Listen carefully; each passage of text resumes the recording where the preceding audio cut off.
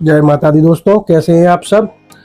दोस्तों, वो हर एक इंसान इस दुनिया का गुनहगार है जिसको कुछ मिला, कुछ अनमोल मिला और उसने दुनियावी लोगों को बांटा नहीं। मैं ये नहीं कह रहा कि आप जो भी मिले सब कुछ बांट दो। आप स्वयं भी उपयोग करें, खुद भी उपभोग करें, लेकिन जरूरतमंद लोगों को भी बांटें। अकेले अकेले ही उपभोग ना करें, उपयोग ना करें, क्योंकि दुनिया में हमें जो भी मिलता है कुछ समय के लिए मिलता है, अपने लिए मिलता है और अपनों के लिए मिलता है और दूसरों को बांटने के लिए भी मिलता है। हम किसी का हिस्सा ना रखें।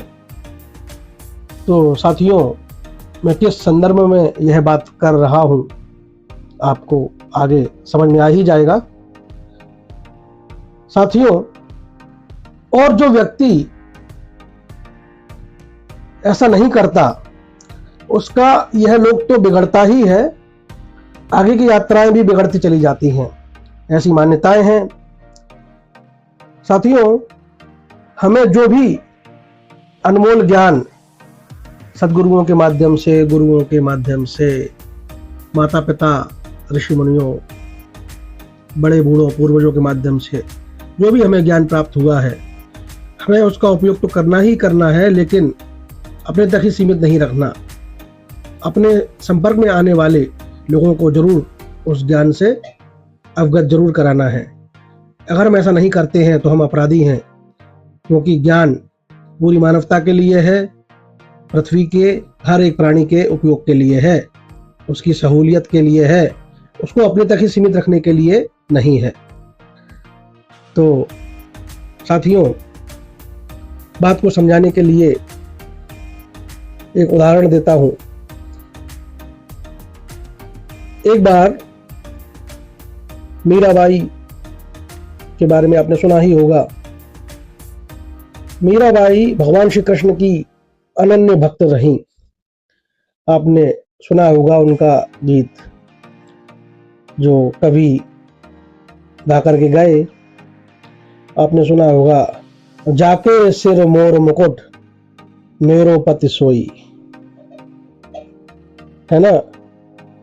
और मीराबाई क्या करती थी, भगवान श्री कृष्ण की मूर्ति को अपने साथ रखती थी और उस मूर्ति को जहां भी जाती लेकर के जाती थी।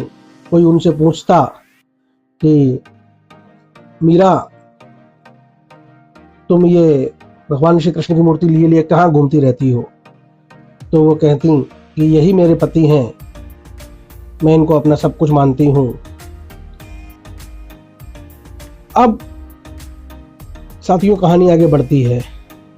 आपने मीराबाई का ही वो गीत भी जरूर सुना होगा, पायो जी मैंने राम रतन धन पायो, वस्तु अनमोल एक दी मेरे सतगुरु। अनमोल वस्तु, ऐसा मीरा जी ने क्यों कहा? पहले तो भगवान श्री कृष्ण की मूर्ति लेकर के घूम रही थी, अब कह रही हैं कि पायो जी मैंने राम रतन धन पायो।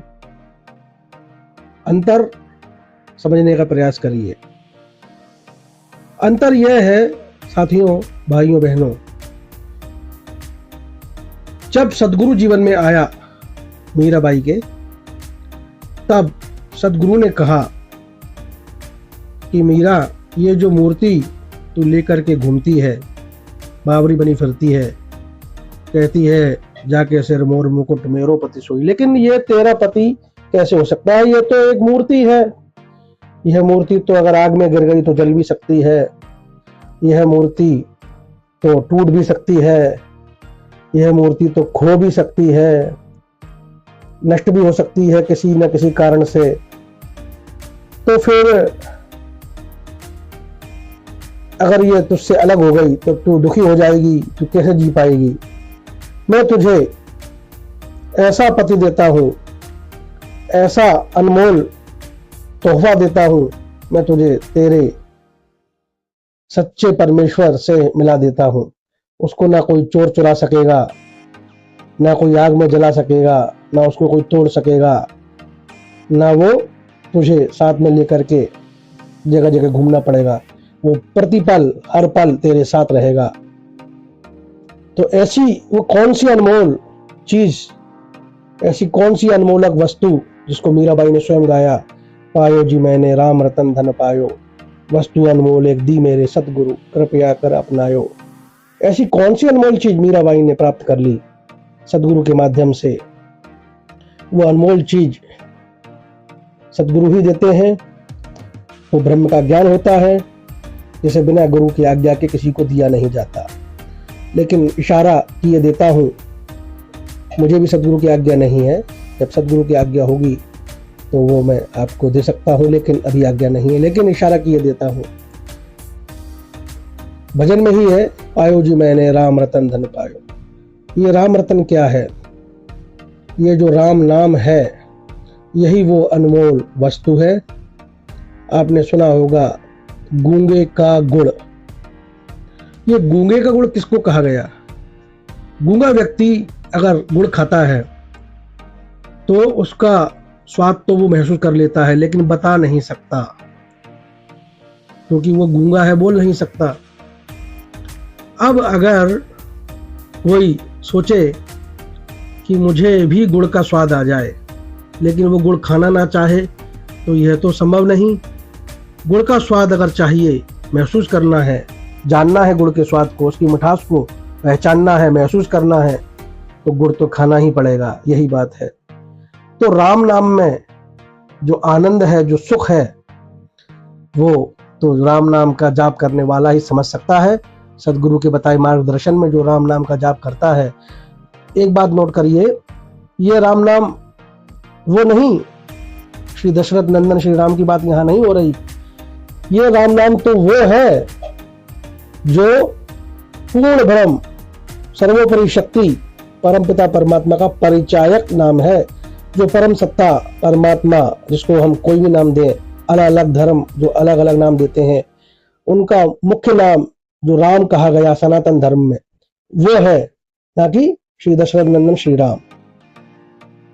ये राम नाम इतना महान है, कहा भी गया है कि राम से बड़ा राम का नाम। ये हकीकत बात है। जो इसको जपता है, सदगुरु के माध्यम से जो राम नाम लेता है और फिर उसको जपना लगता है, तब वही इसको महसूस कर सकता है, इसकी ताकत को महसूस कर सकता है। हर कोई नहीं कर सकता। धीरे धीरे जब अनुभव बढ़ता है, तभी जैसे मीरा गा उठी, पायो जी मैंने राम रतन धन पायो। इसको धन कहा गया। चोर न लेवे, डाकू न लूटे, और दिन दिन बढ़त सवायो। ये सवाया होकर के दिन दिन बढ़ता जाता है, और जितना बांटती हो उतना बढ़ जाता है। इसको अनमोल धन कहा गया, ऐसे ही नहीं कहा गया। तो ये बात है। मैंने भी इस धन को पाया है, सदगुरु के माध्यम से पाया है। तो मेरा भी कर्तव्य बनता है कि जो मैंने पाया, खुद भी उपयोग करता हूँ, आपको भी उपयोग करने की सलाह देता हूँ। अगर जीवन में सुख चाहते हो, आनंद चाहते हो, शांति चाहते हो, सभी अलाव बलाओं से बचे रहना चाहते हो, टेंशन मुक्त रहना चाहते हो, इस लोक को संवारना चाहते हो और आगे की यात्राओं में भी सुखी रहना चाहते हो, पूर्ण ब्रह्म परमात्मा प्रभु श्री राम को पाना चाहते हो, इस परमात्मा को पाना चाहते हो, तो इसको अपना सकते हैं। मैंने अपना कर्तव्य पूर्ण किया, कर्तव्य कर्म पूरा किया, जो मैंने पाया आपको दिया। आप भी इसको उपयोग में ला सकते हैं और सुख पा करके, अनुभव पा करके, लाभ पा करके दूसरों को भी वितरित कर सकते हैं। अधिक जानकारी के लिए सदगुरु से संपर्क कर सकते हैं। अगर कोई गुरु नहीं है तो आप अपना गुरु खोज लीजिए। उसके लिए मैं आपको सलाह दे सकता हूं। कमेंट बॉक्स में आप प्रश्न कर सकते हैं। तो साथियों, विदा लूंगा। मेरे चैनल का नाम है सच का राही। आप देख रहे हैं @विपिन कुमार शिवहरे, सच का राही चैनल। और इस चैनल का मुख्य उद्देश्य है कि जन जन को जागरूक किया जाए, आध्यात्मिक दृष्टिकोण से भी, भौतिक दृष्टिकोण से भी, राजनीतिक दृष्टिकोण से भी जीवन के गूढ़ रहस्यों को उजागर करने का बीड़ा उठाया है। जो अनुभव जीवन में प्राप्त किए हैं, वो अनुभव बांटने का बीड़ा उठाया है। आप भी लाभ लीजिए, क्योंकि ये तो मेरा कर्तव्य है। और अपने कर्तव्यों को तो हर किसी को करना ही चाहिए। जय श्री राम, जय माता दी।